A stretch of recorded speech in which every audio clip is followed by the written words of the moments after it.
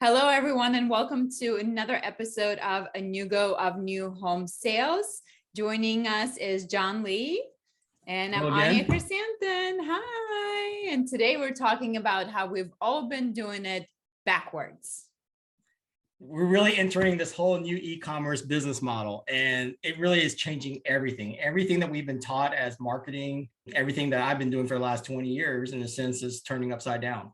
And let's get into this. It's a little controversial, but it's probably good to be aware of this other perspective. All right, so we've been talking about MarTech a lot in the last few episodes, and MarTech really is that combination of traditionally disparate functions, marketing and technology. And, obviously technology is the way consumers speak nowadays. They speak tech. And if you don't speak tech, you can't market to them. And that's the whole point of marketing, right? Is to connect the buyers with the sellers. Here's the dilemma. Does a marketing company become a tech company, or does a tech company become a marketing company?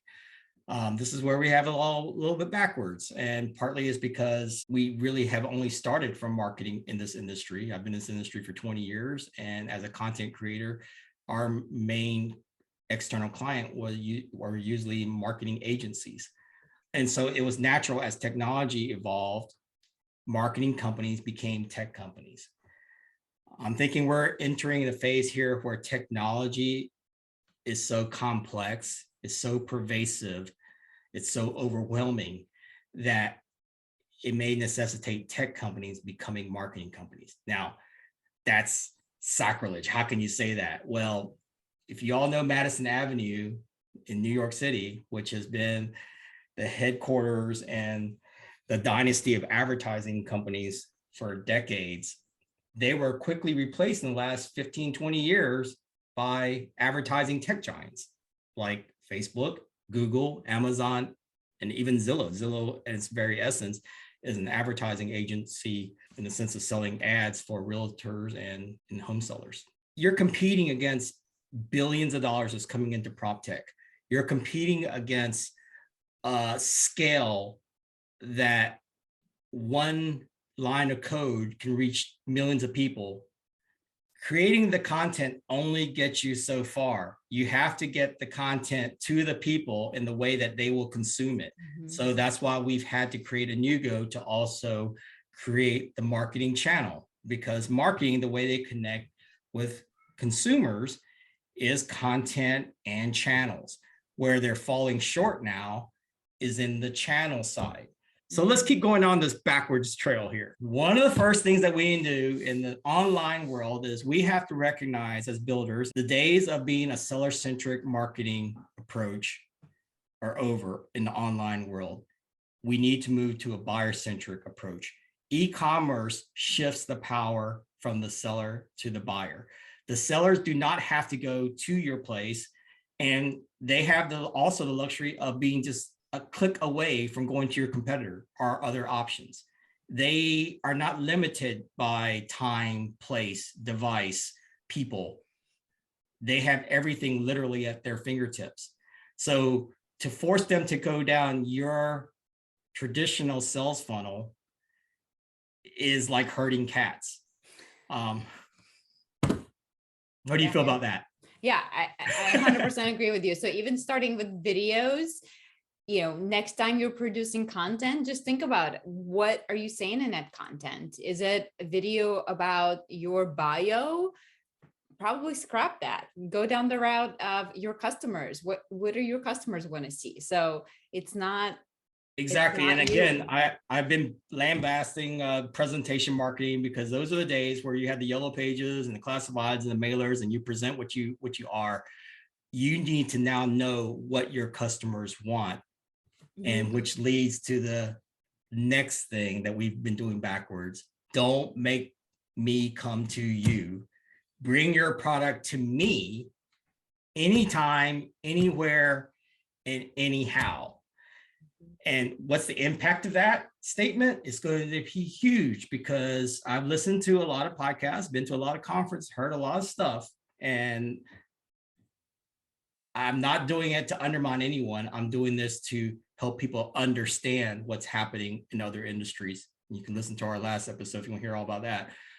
This is going to reverse the traditional sales funnel. In the online environment, the online sales funnel is the reverse of the offline sales funnel. And what I mean by that is in the online world, brings the seller to the buyer instead of bringing the buyer to the seller. Traditional marketing in the physical world was you send out mailers, or you have a billboard or whatever, and you direct the foot traffic to your store.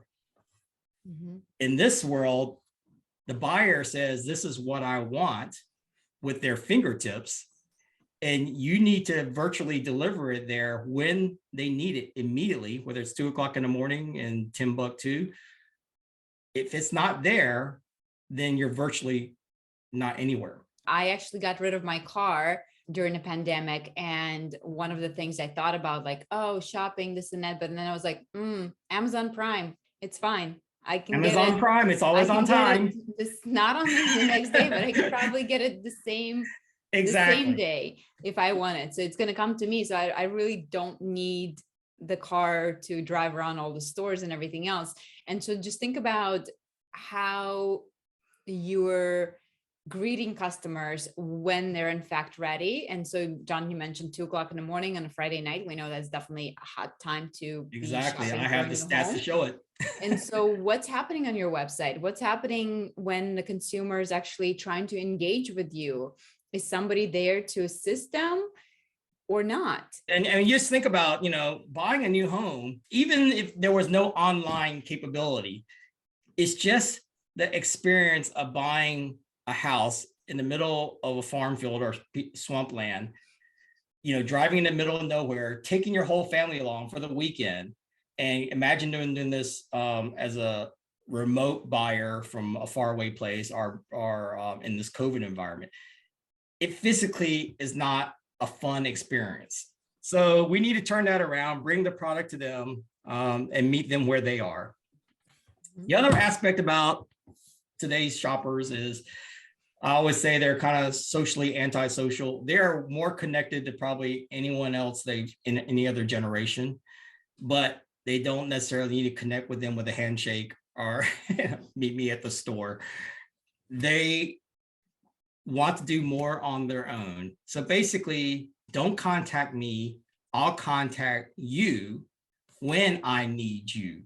Because today's online shoppers versus in-person shoppers, they're more DIY. They're comfortable doing, they like the control, and they want to shop on their own time and in their own way. Mm-hmm. So what tools are you providing to your customers to be able to achieve that? I mean, for me personally, when I'm on someone's website, my preference one is to engage with the chatbot. Mm-hmm. Only when I deem that chatbot dumb and stupid that it cannot answer my questions, only then I would go to second option, which would be to send them an email or call them. And it just depends on how urgent I need the answer. But yeah, I would any day I would rather engage them via chatbot. In the old days, there's still people that do this, so I'm not totally throwing bankers under the bus, but you could only transact during bankers hours. And God forbid it was a weekend or holiday. But now you can transact and switch accounts, look at your balances, deposit things all online. I mean, that's been, at first, was a scary thing for bankers. It's actually been a boon for bankers. They've had more transaction, they had more growth, and people are more comfortable with other services. Yes. You know what? When the ATMs first came out, the bankers were scared that it's going to eliminate the teller jobs. Mm-hmm. But since ATMs came out, there's actually been more banking employees than ever. And if you look at the stock market, how part of the boom there is you brought more people to the marketplace, more transaction, more transparency, ease of use, lower commissions in a sense. What we want to do is to bring more people in here, be able to quickly screen out those the best leads for you, the best matches. And so you can optimize your resources and your pricing and your profit. Even think about this as self-touring. That's great option now that a lot of home builders are starting to utilize. And so same idea that, hey, maybe I'm actually intrigued enough to get in my car and drive to your model home, but Last thing I want is to be questioned by a salesperson. I'm sorry. I Mhm. just want to go in. I want to touch, feel, smell to make sure that what I saw online matches what's Mhm. there, but I really don't want a salesperson there. Even from a salesperson's perspective, I think technology actually can be a boon for you in that there are some elements of buying new homes that you frankly don't want to get involved with. Do you really want to be the one that has to decide between the husband and wife or which cabinet colors and which countertops and all that design elements? That's like proceeding in a divorce court setting. And the Yeah. other part of it is, do you really want to go drive them to all these places just to narrow down choices? Now, when it's their final choice, okay, we're down to these three. I'll drive that extra hour and use up my time on the weekend to go do that. But I don't want to do it for every community and every plan. Mhm. Let them do as much as they can, usher themselves down the sales funnel, make those hard decisions. This is an important element online because marketing and sales, as we learned in a previous episode, online is converging. So sales, you do need to start to go very quickly where marketing has brought those audience, but you don't want to chase every lead and you don't want to get every design choice and narrowing down. So the AI becomes your virtual seller's agent, as well as helping the buyer become a virtual buyer's agent. And so when we can find that perfect match, everyone is happy. But this is where you gotta give them something to chew on, because if they come to you and they're looking for information and there's nothing, there's, you know, Exactly. a couple of pictures here and there, they're not going to stick around for that. So you definitely want to give them enough to chew on and enough interesting content so that they stick around, they explore, they take themselves down further into that sales Exactly. funnel, pre-qualifying themselves. So yeah, this is Engagement through design and experience is very important because engagement not only keeps them engaged and interested in your product, but allows them to be able to design and filter down the things they want and things they don't want. yep. That's a huge part of the sales frustration and awkwardness that you don't really want to get to, because selling a new home, unlike a used home, you have to sell in hundreds of pieces versus just one cohesive product. That is very hard because if you have this, you can't have that. If you have this, you should probably complement it with that. That's a rabbit hole of conversations, and you haven't even thrown pricing into it, and you haven't thrown timetables into it. Let them figure that out.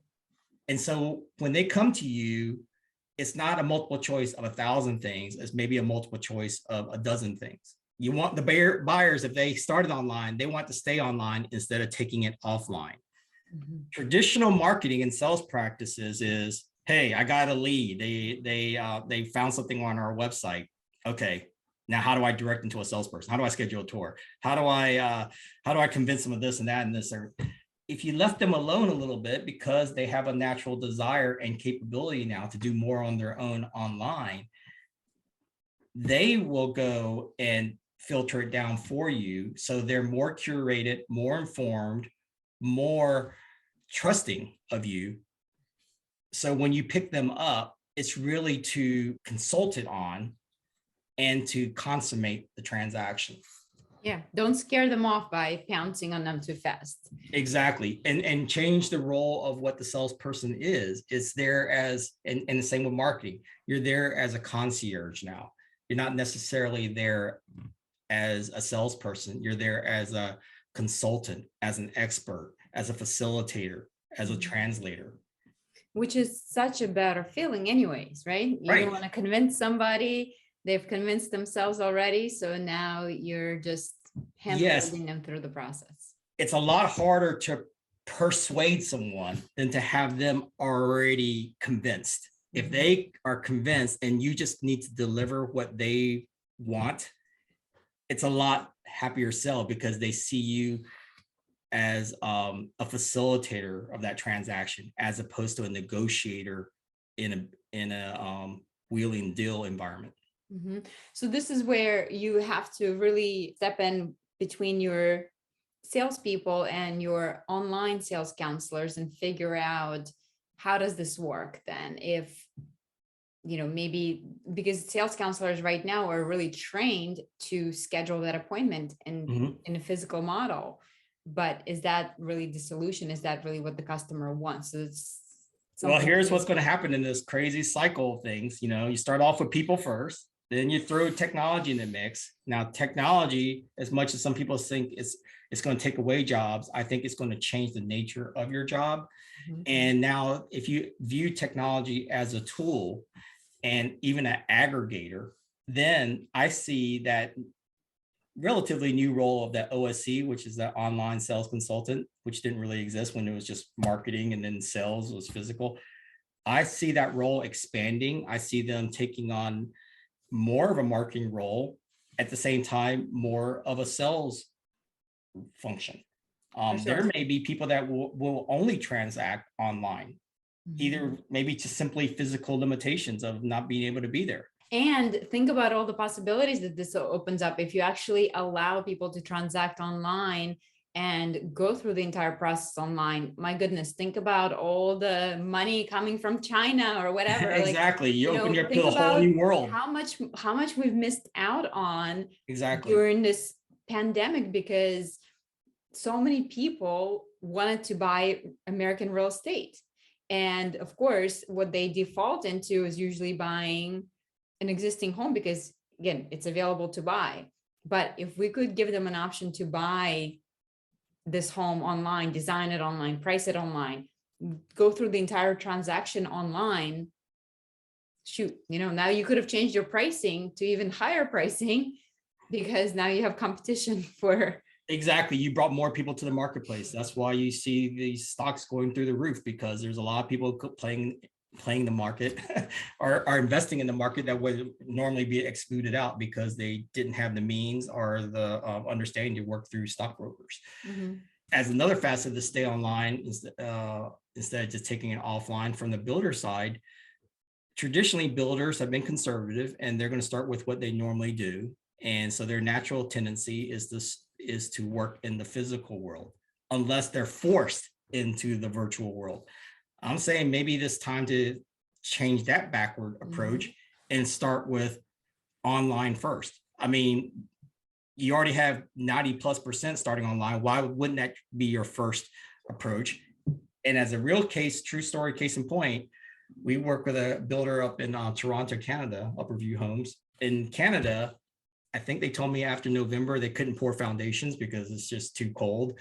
And so they couldn't have their model home built in time. And so then they're like, oh no, what do we do? Because that's what people go to buy their homes. And I said, well, using our app, you can have this online and the buyers can shop virtually, remotely. They don't have to even bundle up to even go there. And they can do this and design all the way down to the kitchen sink. And then he brought in the idea of using Facebook and their interactive design app. They sold out all those lots before the model home was even built. And who do they sell to? Investors and buyers from China. They physically couldn't come there anyway. They just wanted to reduce the risk and also have the excitement of designing what they want to the price that they want. And they just followed it on Facebook, and it became kind of contagious and viral in a sense, because they knew that was the only place they could do that with, the only builder they can do that with. Yeah. And even if it's not Chinese buyers, I mean, people moving across the country. So this is a great opportunity to tap into a whole new market if you are able to transact online. Yes. If you're online first, I think you'll be the first online in getting those customers, because a lot of the builders in this industry are still doing traditional methods. Funny because at IBS, I guess last IBS before they shut down, so it would have been what, 2019 maybe? Yeah. I remember I was on stage and I had a slide that said your website is more important than your model home. And I remember like being kind of like cringing saying that because I was afraid of like exactly the outrage that people are going to say like, oh my God, what do you How dare like, you? What do you mean? But my gosh, like now I think what, but this is exactly what I was trying to say now that it's vice versa, right? Because people start online. So if you're not intriguing them online with something, then they're never going to make it into your physical model home. Right. But the reason builders actually did that, even you can consult them and that's the right thing to do. They did that because what? Because COVID forced them to.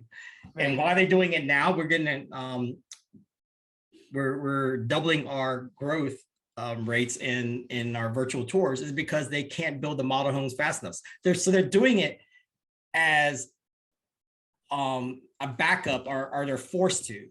Hey, but they really should be doing it because they ought to. Right. Of course they ought to, but you know what? Sometimes you need a little push, and maybe COVID was just the push that we needed. Right. Here, so. Exactly. Not complaining. This is another long-standing thing where buyers are forced to do manual searches. They type a few keywords for their dream home because Google's going to bonk out after you do, like, you know, Raleigh, 4 bedrooms, new houses. All right, you can't really go much further than that because the tagging and the content and the web pages couldn't even deliver that level of detail. In this day and age of Match.com and Uber and Netflix, they're used to putting in their criterion and then being matched naturally. They don't even have to think about going in and searching for things. It will just notify them wherever they are of whatever match is. And so they'll be always notified, immediately available. This is like a total game changer, because think about all the small custom builders or on your lot builders that would never ever come up in any kind of a search, where even like on Zillow, because you would have to have a promoted community or maybe even an MLS listing. I mean, the build on your lot, you actually don't even have a physical place to even showcase. Yep. So this will be perfect for those builders that, hey, it's going to match me with my perfect dream plan. And that's what we want to do. We don't want to give you a text result to say, hey, we match you with some homes in, you know, in this community. We want to show you that home, because if it doesn't resonate with you, it's going to be like Tinder. You may swipe, you know, left or right based on the results.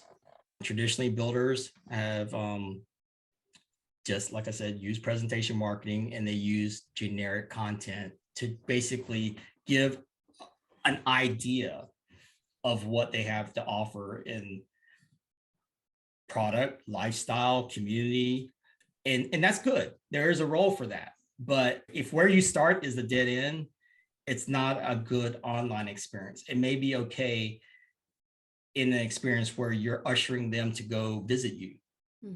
Yeah, because right now, think about it. When you say John and I are both in the market for a new home, what we're looking for are two different things. Maybe I'm looking for a townhouse. John is looking for a $5 million estate home. So yeah, right. Okay. Hey, we can all imagine, right? We can all imagine. We can all imagine. So, you know, when I go to the builder's website, I'm seeing the exact same information that John is seeing. Exactly. And it's not changing as I'm flipping through, as I'm looking at townhouses versus John's looking at the fancy places. It's not changing. So that's it needs to resonate. Traditionally, we've done what we could on the content side with Rendering House, where we've made that content personalized and interactive, designable. That's all related to the product. What hasn't changed, and is very frustrating for me, is the channels haven't changed. You've seen other channels outside the traditional builders focused website channel have changed. Facebook, they give you that personalized experience in their channel. You only see the friends that you want to see or have, and follow the groups that you want to see, and you only see what you like out of those friends. So if you only like the dog pictures, you would only see the dog pictures from your group of friends. It has the AI, so everything is meaningful. We have to make our marketing resonate, meaningful, engaging, and takes them to the next step in the online sales journey. Exactly. So this personalization allows you to appeal to your customer, not only on the design of their home, but also on what they're seeing, what size font, what color font, who are the people in the pictures? Is it people? Is it animals? Is there a handicap? So those are all the things that you can potentially utilize. Even language. Yes. Depending on where you're shopping from, it may be presents you in Oh your man, language. if it starts coming up in Russian for me, I'd be which But is that's what it's funny all about. actually, because Facebook has been listening to me apparently, and half my content comes up in Russian now. So now I'm following all these like Russian influencers that I half the time have no idea what they're saying, but Technology makes the world smaller, yeah. but and I think builders need to open their marketplace to the whole world, Mhm. because I think they're losing out on some great opportunities. I mean, it's not even just your primary home; it's vacation homes. Yes.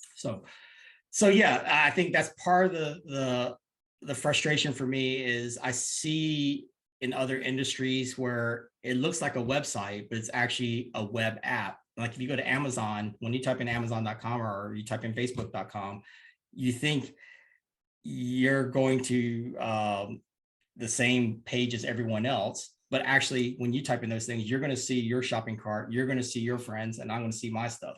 That's the way the modern website should be. It should be dynamically around that buyer, and it changes as the buyer changes. Same thing with the type of content. It needs to be interactive, engaging. It no longer is going to be meaningful static. I mean, we've seen that even with Facebook. Used to be people would like a Facebook comment. Then when they brought in pictures, photos, people wouldn't like it unless you saw a photo. Nobody read the comment. And then they brought in videos and nobody really looked at the photos anymore. It's more the videos. And so what they're doing is they're trying to make it more engaging, more interesting. There's a lot of things you can do with video, whether it's dancing or, movement and songs and all those things. And we need to have our channel, which is primarily the website, follow those trends. But if you don't change the tech stack or the platform, you're stuck with the old form. And the other thing that builders are missing out on is not just the engagement stuff, but they're missing out on the analytics. If you only send out static stuff, not only is there not engagement, but there's no way to capture how long they were there, what they were looking at. Did they continue on in their journey? Did they stop? Did they register? Did they check out? How does that compare to other builders' analytics? How does that compare against industry trends? How does that help you with market research? Which channels do they go on? What price points are most popular? Which lots are most popular? All those things, all that data can be accessed, refined, and we'll have a whole nother session about, data is gold. But that only happens when you give them an interactive experience. Builders have not pursued the idea of being an e-commerce site. Mm-hmm. So if you don't have to be an e-commerce site, you're strictly a marketing site. You're not a sales site. In this whole omni-channel marketing system now, what the website was the vanguard and the leader of is now the laggard. You see from other industries what has happened. I mean, there was a time where Blockbuster was on every block. They owned the block. They can buy all the little mom and pop video shops. And what did that amount to? Nothing when streaming came over. Social platforms, whether it's Instagram or Facebook or maybe even TikTok, they're moving to an e-commerce solution. Mm-hmm. Even search engines are moving to an e-commerce outcome. Builders, they're playing in all these arenas, but they're not pursuing a sales outcome online. If you don't think that's a possibility, which is, you can make a plausible argument that it is very complex, but if you have that as definitely 0% of your shoppers are going to have that capability, then yeah, maybe you only just need your website. But I think that's actually a riskier bet than the other side to say, hey, I need to invest some money to at least have a foot in that door. We've been very website centric, for 20 years. And what's happening is we're starting to realize as other digital channels are appearing that are much more customer friendly, has a social aspect to it. You can transact, you can even design and visualize and all those things. And naturally, the way buyers shop new homes is over many months and in many different ways. It's going to go from a website centric approach to an omni-channel sales journey. One of the reasons it hasn't happened yet is because they can't really start where they left off. So do I really want to go to another channel and then basically start all over? At least the website had most of the stuff.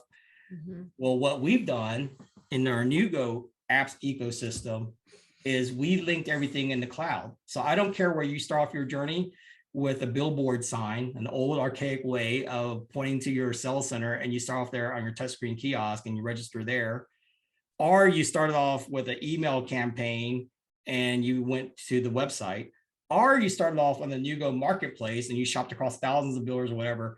That registration is that backstage ticket to any channel like Netflix, any device, any platform, start where you left off. So you're not beholden and trapped to a web-centric approach.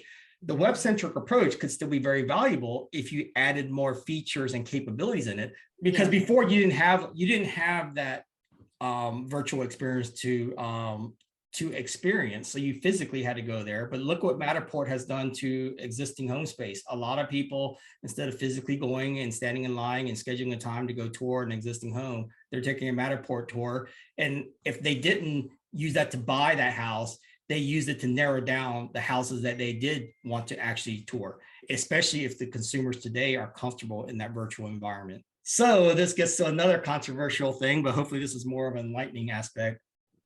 The idea of builders shopping buyers instead of just buyers shopping builders. Not every lead for a builder is a good lead. They actually spend a lot of money trying to attract a large audience, but then even more money and time trying to figure out who are the good, bad, and ugly leads. Mm-hmm.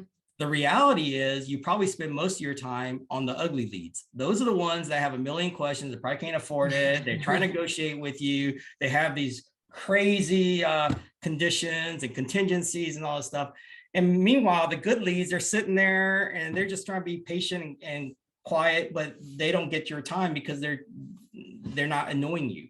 Why wouldn't you use a match and notify system on your side? Because even on match.com, it's both parties are trying to match each other. As a builder, specify to the system, this is our ideal buyer. They're qualified for $500,000. They want to move in within 3 months. They don't have these contingencies, and they're looking for, side entry garages, and they're looking for this size lot or whatever your conditions are. And lo and behold, there may be somebody out there that matches those criterion. And wouldn't you rather pay for performance of your advertising, that you pay for a lead that matches what you desire, instead of getting 500 crazy leads that you have to filter out the 20 good ones? Why not just pay maybe more or maybe the same for those 20 leads, and you didn't have to compete in the ad ranking system against the big guys? The other part is I can't control who I'm getting. I don't even know who I'm getting because I don't have that first party data. I have third party data, right? Maybe some of these people don't need me to pick up the phone and call them. Mm-hmm. Some of these people can continue shopping, and because you've matched for them, you've recommended things, you visualize it, you actually are wasting your time and money selling to someone you didn't need to sell to. Or even trying to fan through all of those people getting to that person, right? Right. We just did, I spoke with Leah Fellows and Mm-hmm. Ben Marks about the annual study that they do about online sales counselors and how they're responding to inquiries. And numbers for 2021 look way worse than they did for the year before. And it's because we're so overwhelmed and there's been so much demand. So imagine, instead of getting, 100 leads for that one house, trying to figure out who's the best lead for that, maybe you get 3 leads for that same one house. In our system here, when the buyers design their home, not only is it just that one house in their shopping cart, because the reality is when people shop for homes, they're comparing them like any other expensive product would be, and complex product. So what you get to see as a builder is what do they have in their shopping cart. So maybe you have 50 people that are interested in lot 5. And he's also interested in lot 5, but he's also interested in lot 4, which has only 2 people interested. You can now use your sales techniques to persuade him to move into a seat or a home site. When I say seat, like airline seats, or to a home site that is a hard sell, but he's happy as ever to go there. And so you can now optimize your assets and to actually eliminate your liabilities. Whole nother level of all this backwardness and stuff. There's this guiding principle for me as a business model, and it should apply to the builders because they're in business as well. And you're probably not going to find this in any business book. This is John Lee's case study. DTC to me spells online success, and DTC does have meaning, is primarily in the e-commerce world. And as we move online, DTC is direct to consumer. That's one thing that e-commerce enables, is that you can directly reach the consumer, whereas before you had to go through from marketing to sales and physically, there's a time lapse and a gap and all that. What that really offers is streamlining a marketing and sales function. You get the product faster and sooner to the customer, but you also, as a salesperson, you can quickly eliminate the good, bad, ugly leads. I mean, there's an opportunity cost of wasting your valuable time and money on the wrong things. Streamline the marketing and sales process so that the buyer can do more on their own, filter themselves out, find the products that they want, collaborate with their spouse and visualize what they want, so that when they get to the actual salesperson, because I still believe for vast majority of this complex transaction, they're going to need consultation, whether it's a real estate agent, an OSC, or a salesperson that represents the builder.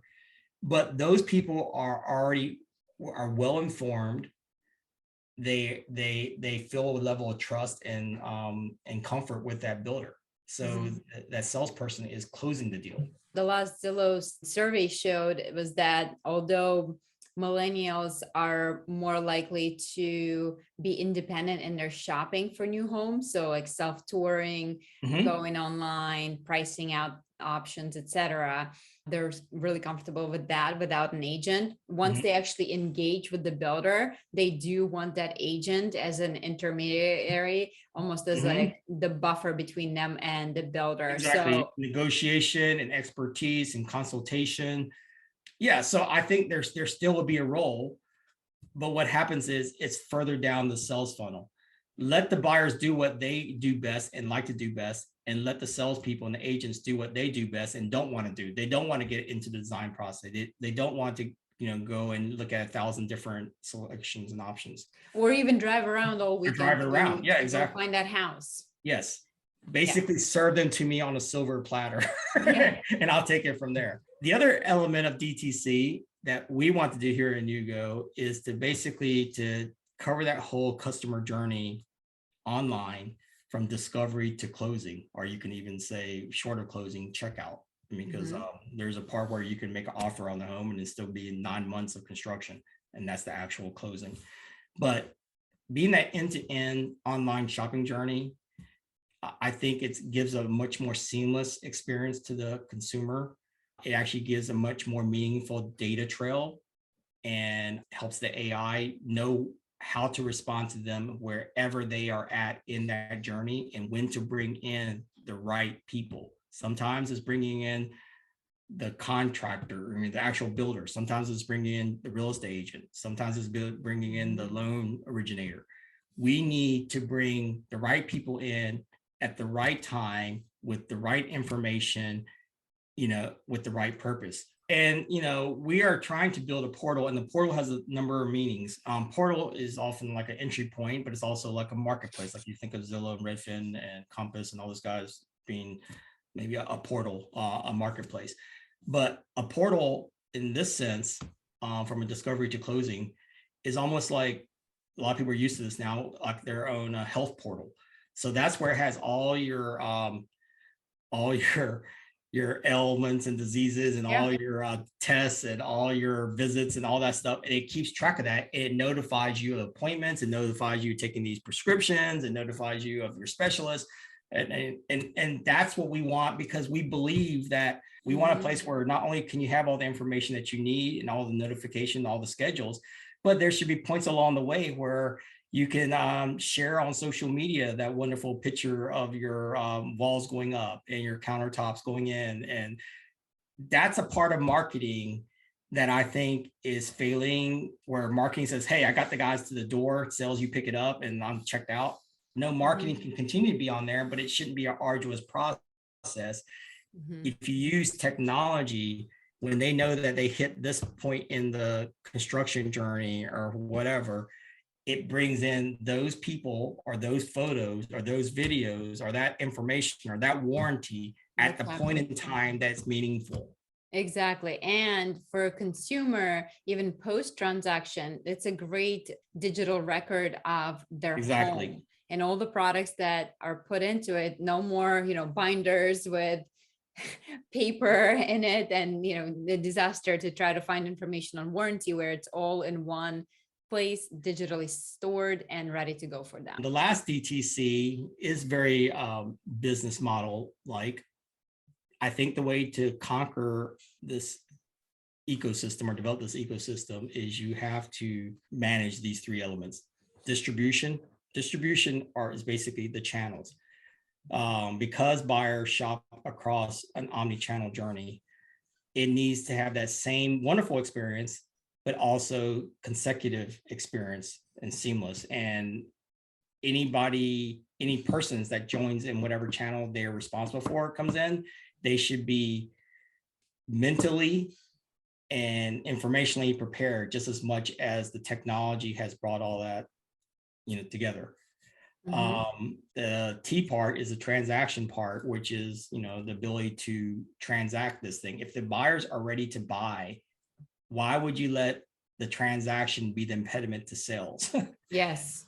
In this day and age where you can pay online and you can digitally sign, and just with a touch of your finger, and you don't have to have everyone present, just where you bring the product, you bring it to wherever they are. And also the builder is immediately notified of that offer, as opposed to waiting for an email or mailing or delivery or something like that. You immediately are notified as the builder that an offer was made, and you can touch it and digitally sign off on it. That transaction part, that digital signature in contract, I think is a critical piece. And then the C part, obviously, is content is king. That content needs to be relevant through whatever stage they are in their journey. I mean, people want immediacy, they want convenience, they want transparency, they want affirmation quickly. I know a lot of builders are pursuing this. There is an audience.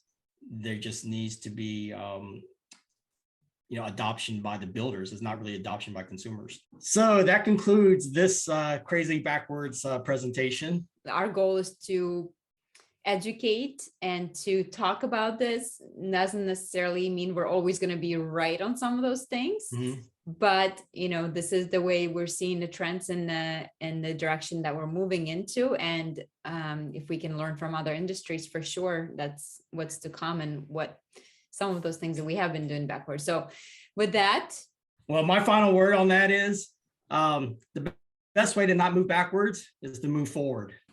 So let's just keep moving forward all this. All right. Well, thank you so much for joining us today, and we will see you next time on the next episode of A New Go for New Homes. Till then, bye. Bye.